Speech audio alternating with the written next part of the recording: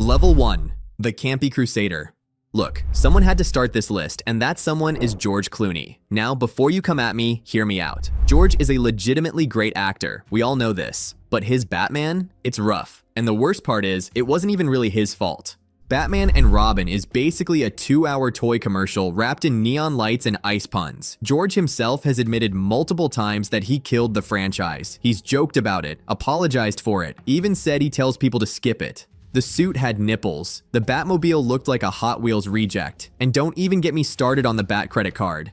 But here's the thing, George showed up, did what the director asked, and collected his paycheck. He wasn't trying to reinvent Batman. He was just trying to survive Joel Schumacher's vision. The guy literally keeps a photo from the movie in his office to remind himself to choose better projects. So yeah, George Clooney's Batman is pretty much the floor of this list, but at least he's got a sense of humor about it. And if you're enjoying this breakdown so far, make sure you hit that subscribe button, because just like Batman needs Robin, this channel needs you. Let's keep going. Level 2, The Forgotten Knight. A lot of people don't even remember that Val Kilmer played Batman, and that's exactly why he's at level 2. Val stepped into the role for Batman Forever, and while the movie made a ton of money, nobody really talks about his performance. Val's Bruce Wayne is kind of stiff. His Batman voice is barely different from his regular voice, and the movie itself is so focused on Jim Carrey's Riddler and Tommy Lee Jones's Two-Face that Val just fades into the background.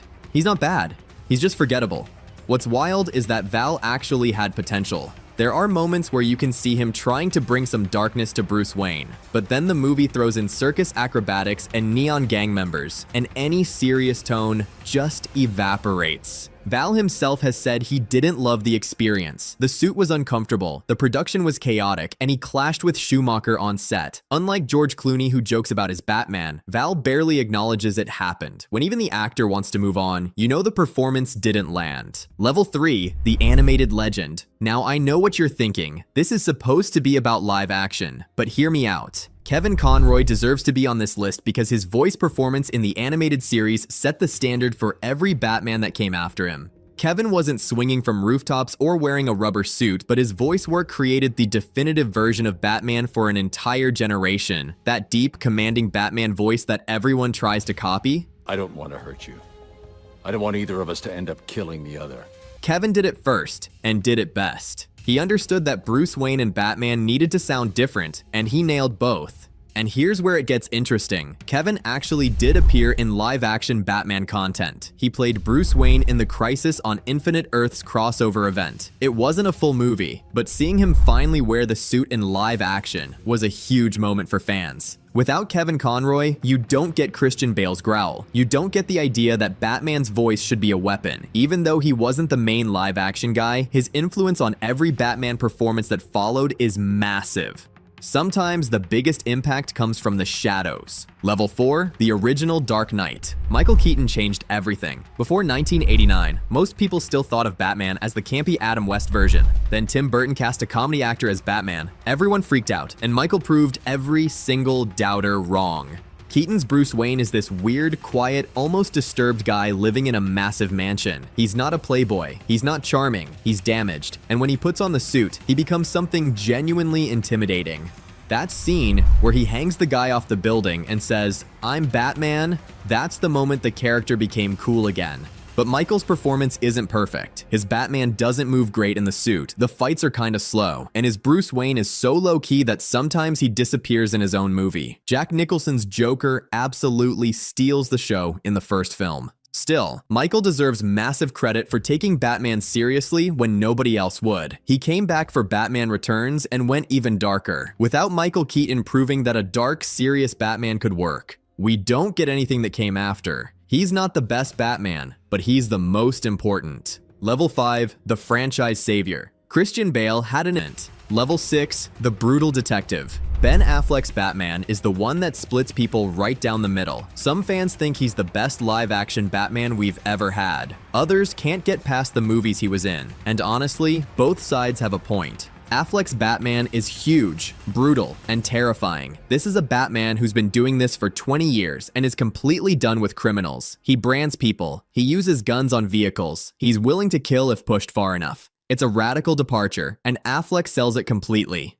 The warehouse fight scene in Batman vs. Superman is still the best Batman fight ever put on film. It's not even close. The way he moves, the way he uses his gadgets, the sheer violence of it, that's the Batman from the comics brought to life. And Affleck's Bruce Wayne is this tired, bitter alcoholic who's lost his way. But here's the problem. The movies around him are a mess. Batman vs. Superman is bloated and confusing. Justice League was sabotaged by behind-the-scenes drama. Affleck never got his own solo film to really shine. And you can tell he was miserable making these movies.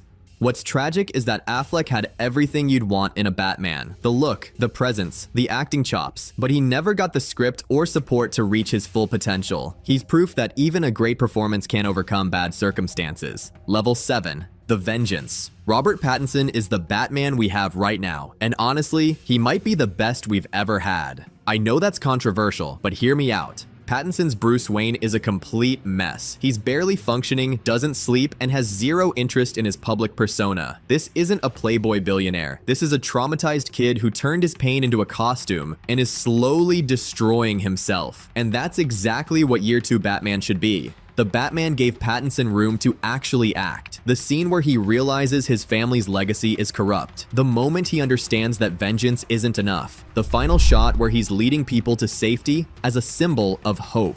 Pattinson's Batman goes through a complete emotional journey in one film.